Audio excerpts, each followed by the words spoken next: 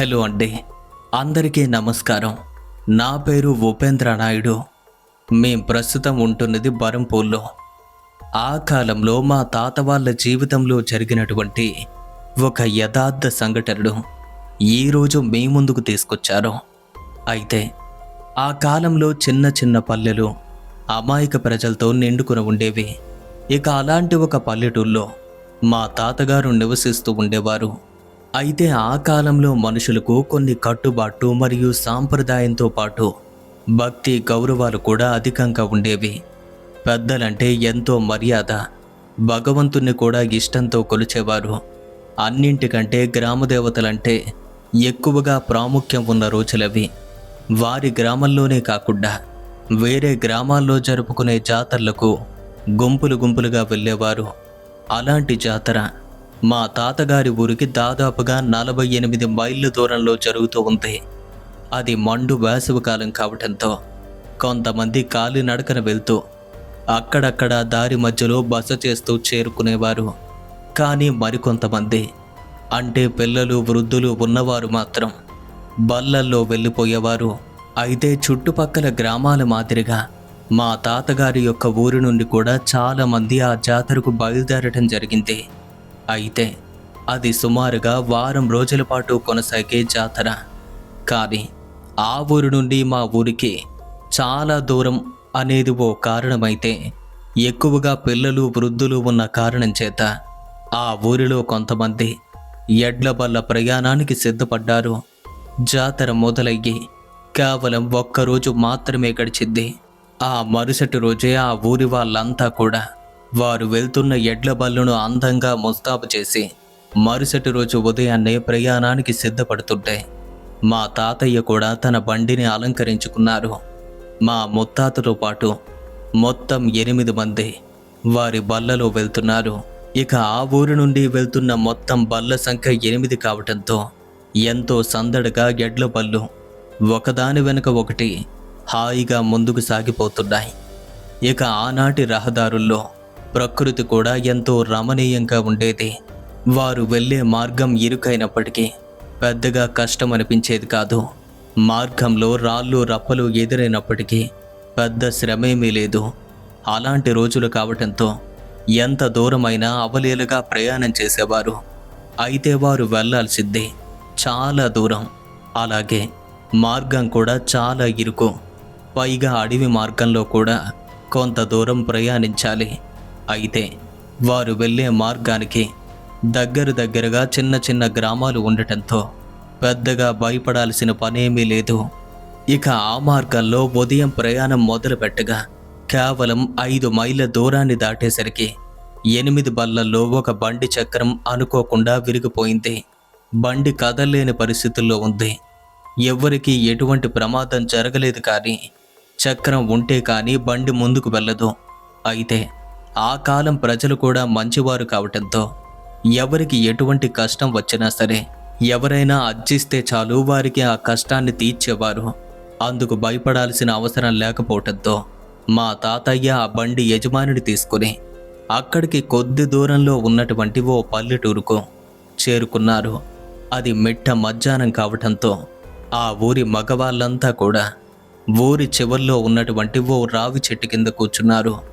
వారి దగ్గరికి వెళ్ళి, మాది పలానా ఊరు, మేం జాతరకు వెళ్తున్నాం. ఇంతలో అనుకోకుండా బండి చక్రం విరిగింది, అందుకే మీ దగ్గరకు సహాయం కోసం వచ్చాము అని చెప్పగా వారంతా ఊరు మొత్తం వెతికి ఓ బండి చక్రాన్ని వెంటనే సమకూర్చి మా తాతయ్య వాళ్ళతో సహా వాళ్ళు కూడా ఎడ్లు ఉన్నటువంటి ఆ ప్రాంతానికి చేరుకుని విరిగిపోయినటువంటి ఆ చక్రాన్ని తీసి వేరే చక్రాన్ని కూడా వేసి, మీ అవసరం తీరాక ఈ బండి చక్రాన్ని తిరిగి మాకివ్వండి అని చెప్పారు.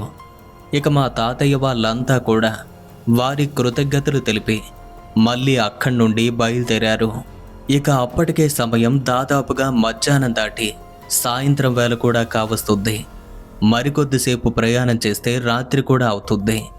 బండి ఆటంకం లేకుండా ఉంటే అప్పటికే చాలా దూరం వెళ్ళిపోయేవారు. కానీ అనుకోకుండా ఇలాంటి ఒక విఘాతం ఏర్పడటంతో బాగా ఆలస్యమైంది. ఏది ఏమైనా సరే ఒక రాత్రి ఏదో ఒక చోట బస చేస్తే కానీ ఆ ఊరికి చేరుకోలేమని వారందరికీ తెలుసు. మరి ఆ పని కూడా మరికొద్దిసేపట్లో చేయాల్సి ఉంది. వారంతా కూడా అనుకున్నారు, ఏదైనా ఒక మంచి ప్రదేశంలో బల్లను ఆపి ఈ రాత్రి వంట చేసుకుని తిని అక్కడే ఉండి ఉదయాన్నే వెళ్దాము అని. మరి అలాంటి ఒక మంచి ప్రదేశం కోసం వారు వెతుకుతూ మరి కాస్త ముందుకు ప్రయాణిస్తున్నారు. ఇంతలో ఊహించని విధంగా ఆకాశంలో నల్లని మబ్బులు ఏర్పడుతున్నాయి. అనుకోకుండా మబ్బులు రావటంతో ఒకవేళ వర్షం వస్తుందేమో, అలా కనుక వర్షం వస్తే బండిలో ఉన్నటువంటి పిల్లలతో సహా వృద్ధులంతా ఇబ్బంది పడతారు అని తాతయ్య వాళ్ళలో కొంచెం భయం మొదలైంది. కానీ అలా ఏర్పడినటువంటి మబ్బులు తీవ్రమైనటువంటి గాలి వీయటంతో గాలితో పాటు అవి కూడా దూరం జరిగిపోయాయి. అది గ్రహించిన తాతయ్య వాళ్ళంతా కూడా హమ్మయ్య అని ఊపిరి పీల్చుకున్నారు. ఇక పర్వాలేదు, వర్షం భయం లేదు అని ఏదైనా ఒక మంచి ప్రదేశం ఉంటే అక్కడే రాత్రికి వంట చేసుకుంటామని చూస్తూ ఉంటే మళ్ళీ చల్లని గాలులు మొదలయ్యాయి. ఆకాశంలో మబ్బులు తేలుతున్నాయి. ఇక రెండవసారి కూడా వర్షం పడుతుందేమో అని భయపడ్డారు. కానీ అప్పుడు కూడా ఆ వర్షపు మేఘాలు తేలిపోయాయి. అయితే అప్పటికే వాతావరణం అంతా కూడా చల్లగా మారిపోయింది. అంటే ఎక్కడో దూరంగా వర్షం పడుతుంది. అందుకే ఇంత చల్లగా ఉందని అనుకున్నారు. అప్పటికి బాగా చీకటి పడుతుంది. బళ్ళన్నీ వెంటనే ఒక చోట ఆపి, ఇప్పటికే బాగా చీకటి పడింది, ఇక్కడే ఆగి ఈ రాత్రికి ఇక్కడే ఉందాము అని ఒక స్థావరాన్నైతే వారు అక్కడే చూసుకున్నారు. అక్కడ వంటకు మరియు స్నానం చేయటానికి నీటి వసతి లేదు. ఏం చేద్దామా అని ఆలోచిస్తూ ఉంటే వారిలో ఒక వ్యక్తి, మనం మరికొద్ది దూరం వెళ్తే ఒక సెలయేరు వస్తుంది కదా, అక్కడ ఎప్పుడూ నీళ్లుంటాయి, అక్కడే బస చేద్దామని చెప్పగా అందరూ సరే అని వెంటనే వారి బల్లను ముందుకు ఆతలిస్తూ అనుకున్న గమ్యానికి చేరుకున్నారు. అది ఒక పెద్ద సెలయేరు. అంత వేసవిలో కూడా అక్కడ అంతంత మాత్రం నీళ్లతో కూడుకుద్ది. ఆ ప్రదేశంలో ఆ రాత్రి వాళ్ళు ఉండటానికి అనుకూలంగా అనిపించింది. ఇక అక్కడే వారి బస యొక్క ఏర్పాటు కూడా చేశారు. పూర్తిగా చీకటి కమ్ముకుద్ది. ఆడవాళ్ళంతా కలిసి సెలయేటిలో నీళ్ల కోసం వెళ్ళగా మగవాళ్ళు చుట్టుపక్కల ఉన్న కట్టెలు ఏరుకుంటున్నారు. మరి వృద్ధులు అలాగే పిల్లలు, ఎడ్లు వీరంతా కూడా విశ్రాంతి తీసుకుంటున్నారు. ఇక అక్కడ ఉన్నటువంటి ఇద్దరు కుర్రవాళ్ళు అలా బహిర్భూమికి వెళ్ళి వద్దామని అటువైపుగా వెళ్ళారు. అక్కడికి దగ్గరలోనే ఓ గ్రామం ఉన్నట్టుగా వారి కంటపడింది. ఆ గ్రామాన్ని చూస్తూనే బహిర్భూమికి వెళ్ళి వస్తుంటే కొందరికి వంట దినుసులైతే చాలటం లేదు. అందుకే స్త్రీలు మగవాళ్లతో ఇక్కడ ఏదైనా ఊరుంటుందేమో, వీలైతే వంట సరుకులు కూడా తీసుకురండి అని చెప్పగా అప్పుడే కట్టెలు ఏరుకొస్తున్న మగవాళ్ళు, ఈ దగ్గరలో ఎటువంటి గ్రామం కూడా ఉండదు అనుకుంటున్నాం. అయితే ముందుగా బహిర్భూమికి వెళ్ళి వస్తున్న యువకులు మా తాతగారితో, మేము బహిర్భూమికి బయటకు వెళ్ళి వస్తుంటే ఇక్కడికి దగ్గరలో ఓ గ్రామం ఉన్నట్టుగా కనిపించింది, సరే అయితే మీరే వెళ్ళి వంట సరుకులు తీసుకురండి అని చెప్పగా వారు వెంటనే అక్కడికి వెళ్ళటం జరిగింది. ఇక అక్కడికి చేరుకుని చూస్తే ఊరు ప్రారంభంలోనే ఎవరో ఏడుస్తున్నట్టుగా వారికి వినపడింది. ఊరన్నాక ఏదో ఒకటి జరుగుతూ ఉంటుంది, అయినా ఏడుపుతో మనకు సంబంధం ఏంటి అని వారు అటువైపుగా నడిచి వెళ్తుంటే ఒక ఆమె వాళ్ళకి ఎదురుగా నడిచొస్తున్నట్టు కనిపించింది. ఆమెను చూడగానే, అమ్మా ఇక్కడేమైనా దుకాణం ఉందా, మాకు వంట సరుకులు కావాలి అని చెప్పారు. అందుకు తాను ఇలా సమాధానం చెప్పింది, ఈ ఊరిలో ఉన్నది ఒకే ఒక్క దుకాణం, కానీ ఈరోజైతే అది తెరవలేదు. కారణం ఏంటంటే నిత్యం మా ఊరిని కాపాడే దైవం లాంటి ఒక మనిషి చనిపోయారు అని చెప్పగా ఇద్దరూ యువకులు కావటంతో దైవం లాంటి మనిషి అనేసరికి తాను అంత గొప్పవారా, ఎవరమ్మా అని అడగ్గా తాను ఒక హిజ్రా అండి, చీడపీడల బాధ నుండి మమ్మల్ని ఎప్పుడూ కాపాడుతూ ఉండేవారు, కానీ ఇప్పటికే వయసు పైబడింది, అందువల్లే కాలం చేశారు అని చెప్పగా, పోనీ ఇంకెక్కడైనా ఆ సరుకులు దొరికే చోటుంటే చెప్పండమ్మా, డబ్బులిచ్చి కొనుక్కొని పోతాము అని అడిగారు. అందుకు ఆ స్త్రీ, లేదయ్యా, ఈరోజంతా ఎవరూ కనీసం ఆహారం కూడా తీసుకోలేదు, తన కోసమే ఏడుస్తూ కూర్చున్నాం, తన శవం ఇక్కడి నుండి తరలించే వరకు ఏ ఒక్కరూ కూడా మంచినీళ్ళు కూడా ముట్టుకోరు. ఇక అలాంటి అవకాశం కూడా లేదని చెప్పగా చేసేదేమీ లేక వారు వెనుతిరిగి వెళ్ళిపోయారు. ఈ సంగతి వచ్చిన వాళ్ళు మా తాతయ్య వాళ్ళతో చెప్పగా వారు కూడా ఏమీ చెయ్యలేక సరిపెట్టుకుని వంట మొదలుపెట్టారు. అప్పటికి దాదాపుగా రాత్రి 9 గంటలవుతుంది. అవి పౌర్ణమి రాత్రులు కావటంతో ఆ ప్రదేశమంతా చిక్కగా వెన్నెలతో నిండుకుంది. ఆడవాళ్ళంతా కూడా వంట పనిలో ఉంటే మగవాళ్ళంతా కూడా కబుర్లు చెప్పుకుంటూ ఆ ప్రదేశంలో తిరుగుతున్నారు.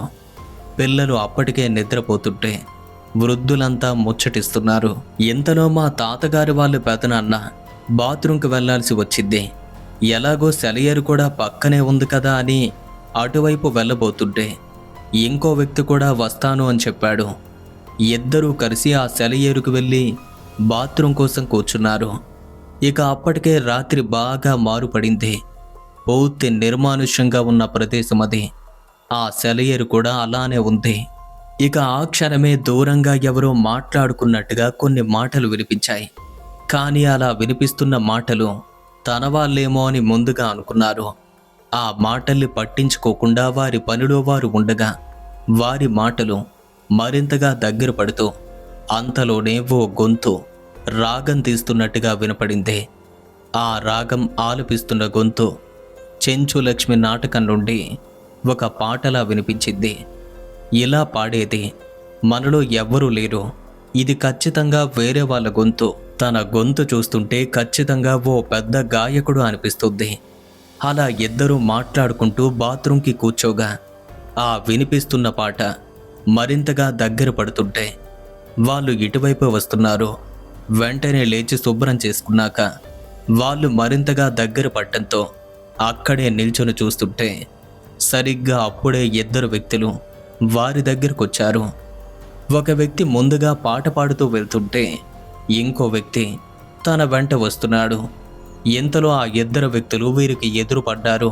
అయితే ముందు పాడుతూ నడుస్తున్న వ్యక్తి వీళ్ళని చూసి, ఏమయ్యా, ఎవరు మీరు? ఎంత రాత్రి వేళ సెలయేట్లో ఉన్నారేంటి అని అడిగారు. అందుకు మా తాతయ్య వాళ్ళ పెదనాన్నగారు అని చెప్పాం కదా. ఆయన వారికి సమాధానం చెప్తూ, మేము జాతరకు వెళ్తున్నాము అని చెప్పి వారి వివరాలన్నీ చెప్పారు. అవునా, నడిచి వెళ్తున్నారా అని అడిగారు అతను. లేదండి, ఎడ్ల బళ్ళలో వెళ్తున్నాం అని చెప్పగా, మరి మిగతా వారంతా ఎక్కడ అనేసరికి ఇక్కడికి దగ్గరలోనే ఉంటున్నాం, మా వాళ్ళంతా అక్కడ వంట చేస్తున్నారు, మేం మాత్రమే ఇలా వచ్చాము అనేసరికి, అయ్యో వంట చేస్తున్నారా? ఈ రాత్రి మీరు వంట చేయాల్సిన అవసరం లేదండి. ఈ పక్కనే ఉన్న ఊర్లో మేము కూడా జాతర చేస్తున్నాం. ఈ రాత్రి మాకు విందు భోజనం కూడా ఉంది. అనవసరంగా వండి కష్టపడ్డం ఎందుకండి? మీరు కూడా మాతో పాటు అక్కడికి రండి, కడుపు నిండా భోంచేయండి, విందు కూడా చాలా బాగుంటుంది అని చెప్పగా, మీరు మమ్మల్ని కూడా విందుకు ఆహ్వానించడం నిజంగా అభినందనీయం. అయితే ఒక్క విషయం అండి, మేమైతే చాలామంది ఉన్నాం కదా, మా అందరికీ సరిపోతుందా అని అడిగారు. అయ్యో, ఎందుకలా అనుకుంటున్నారు? కొన్ని వందల మంది కోసం విందును సిద్ధం చేస్తున్నాం. మీరే కాదు, ఇంకా మీలానే ఎంతమంది వచ్చినా సరే అందరికీ ఖచ్చితంగా విందు ఉంటుంది. ఇంకేం మాట్లాడకుండా మీరంతా అక్కడికి బయలుదేరండి. పదండి, మేం కూడా అక్కడికి వస్తాం, మీ అందరినీ అక్కడికి తీసుకువెళ్తాం అని అన్నారు ఆ ఇద్దరు వ్యక్తులు. ఇక వారంతా కలిసి మా తాతయ్య వాళ్ళు ఉన్నటువంటి ఆ ప్రదేశంలోకి చేరుకుని, ఇంకా వంట చేయాల్సిన అవసరం లేదు, మీరంతా కూడా మాతో పాటు రండి, మీకిష్టమైన భోజనం చేసి మళ్ళీ ఇక్కడికి రావచ్చు అని చెప్పగా, అక్కడితో ఆడవాళ్ళంతా వెంటనే వంట పనులు ఆపేసి ఆ ఇద్దరు వ్యక్తులతో కలిసి నడవటం మొదలుపెట్టారు. అయితే ఎడ్ల బళ్ళన్నీ అక్కడే ఉండటంతో ఎవరో ఒకరు ఖచ్చితంగా కాపలా ఉండాలి కదా, లేదంటే ఎడ్లకేదైనా జరుగుతుంది.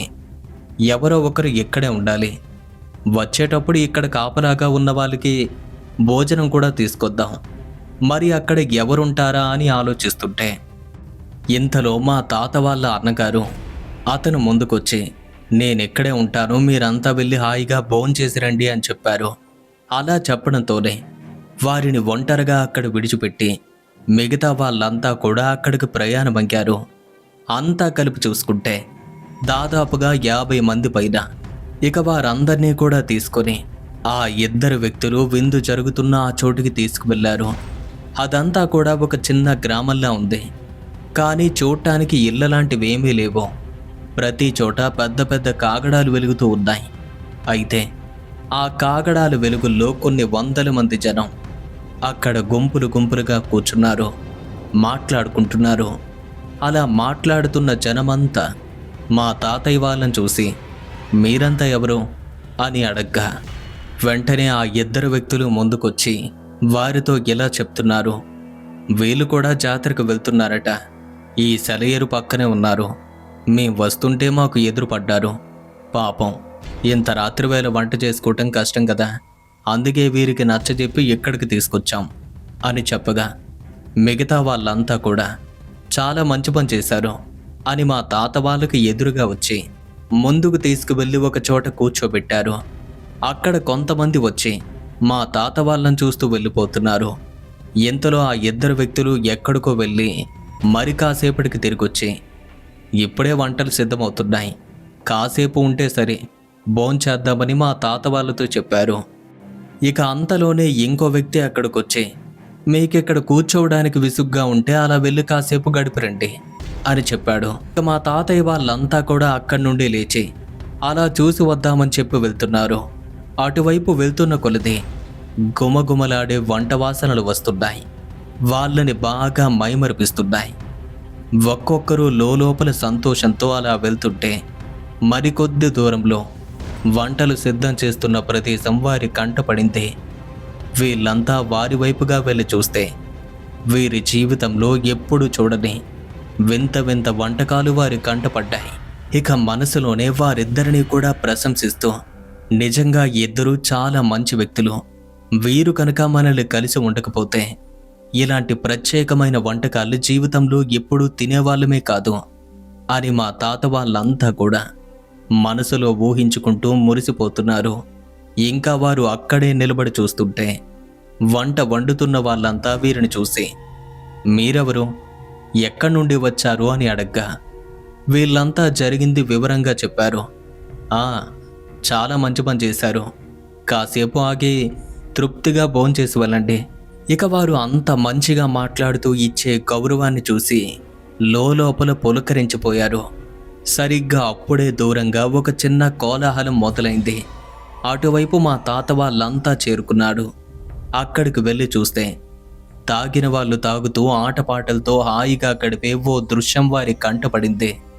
అది చూసి మా తాతగారితో పాటు మిగతా వాళ్ళు కూడా కళ్ళు తాగి చిందులు వేయటం మొదలుపెట్టారు.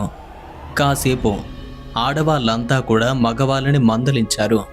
కానీ మగవారు వారి మాటల్ని లెక్క చేయకపోవటంతో చేసేదేమీ లేక ఆడవాళ్ళు కూడా వారికి తోడుగా కళ్ళు తాగి వారితో కలిసి అల్లరి చేస్తున్నారు. ఇలా చాలా సమయం తెలియకుండానే సరదాగా గడుపుతున్న సందర్భంలో అప్పటికే విందు కూడా సిద్ధంగా ఉందని తెలియగా అందరూ విందు జరిగే ఆ ప్రదేశం వద్దకు చేరుకుని బారులు తీరి వరుసగా కూర్చున్నారు.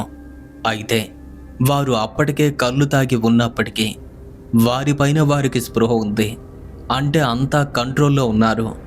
అయితే మా తాతగారితో పాటు ఉన్న వాళ్ళంతా కూడా అప్పటికే బాగా మైకంలో ఉన్నారు. ఎలా అంటే ఏం తింటున్నారో, ఎలా ఉన్నారో, ఎలా కూర్చున్నారో తెలియట్లేదు. వారిలో పిల్లలు మాత్రమే సజావుగా కూర్చుని భోంచేస్తున్నారు. అయితే ఒకవైపు బాగా కళ్ళు తాగి ఉండటంతో ఆహారం వేసే కొద్దీ అలానే తింటూ మళ్ళీ మళ్ళీ వేయించుకుని తింటున్నారు. ఇక అప్పటికే ఒక్కొక్కరికి కూడా పొట్ట ఉబ్బిపోయేలా తిన్నారు. ఇక తినే ఓపిక లేక, లేవటానికి కూడా శక్తి లేక వారంతా ఎక్కడ వాళ్ళు అక్కడే క్రింద పడిపోయారు. ఒక్క పిల్లలు మాత్రమే అక్కడ స్పృహలో ఉండి మితంగా తినటంతో ఒక పెద్ద ప్రమాదం నుండి బయటపడ్డారు.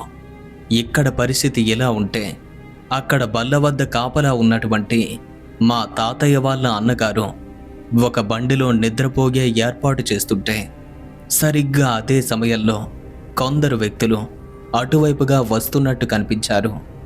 వారి మాటలు అతనికి స్పష్టంగా వినిపిస్తున్నాయి. అయితే వారి స్వరంలో ఒక చిన్న మార్పు గమనించి వస్తున్న వాళ్ళంతా కూడా మనుషులే కానీ వారి స్వరం ఏదోలా వినిపిస్తుంది.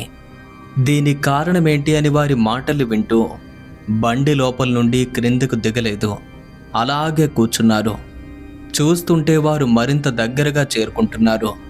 దగ్గరకొస్తున్న కొలది వారి గొంతు మరింత గంభీరమైన స్వరంలో వినిపిస్తుంది. వాటిని వింటున్న తాతయ్యకు ఆశ్చర్యం కలుగుతుంది. వీరి మాటలు బట్టి చూస్తుంటే మనుషులు కాదని అర్థమవుతుంది. మరి ఎవరే ఉంటారు? ఒకవేళ నిజంగానే వీళ్ళు దెయ్యాలా, లేదంటే ఆత్మలా అని తదేకంగా వారి మాటలు వింటూ అక్కడే కూర్చున్న తాతయ్యకు ఏదో అనుమానం వచ్చింది. ఎందుకైనా మంచిది, నేను మాత్రం బండిపై నుండి క్రింద అడుగు పెట్టను. ఖచ్చితంగా నా జాగ్రత్తలో నేను ఉండాలి అని బండికి ఉన్న ఓ కర్రను చేతుల్లోకి తీసుకుని 2 చేతులతో దాన్ని గట్టిగా పట్టుకుని నిద్రపోతున్నట్టుగా నటించడం మొదలుపెట్టారు. ఇంతలో ఆ వ్యక్తులంతా కూడా ఆగి ఉన్న ఎడ్ల బల్ల వద్దకు చేరుకుని బండిలో ఒంటరిగా పడుకున్నటువంటి తాతయ్య వాళ్ళ అన్నగారిని చూసి వారిలో ఒక వ్యక్తి ఇలా అంటున్నాడు: వీడి మనుషులంతా మనం చేసుకునే చావు విందుకొస్తే వీడు మాత్రం ఇక్కడ బల్ల కాపలాగా పడుకున్నాడు. వీడు కూడా మన విందు రుచి చూస్తే బాగుండేది, కానీ వీడు మన దగ్గరికి రాకుండా బ్రతికిపోయాడు. అయినా వీడి మనుషుల పరిస్థితి చూస్తే నవ్వలేక చచ్చిపోయారు అని పగలబడి నవ్వుతూ ఆ వ్యక్తి మాట్లాడుతుంటే మిగతా వాళ్ళు కూడా తాతయ్య వాళ్ళ అన్నగారిని చూసి వారిలో వారు విరగబడి నవ్వుకుంటున్నారు. ఇంతలో ఇంకో వ్యక్తి, పాపంరా, ఆ పిల్లలు చూస్తే నాకు జాలిగా ఉంది.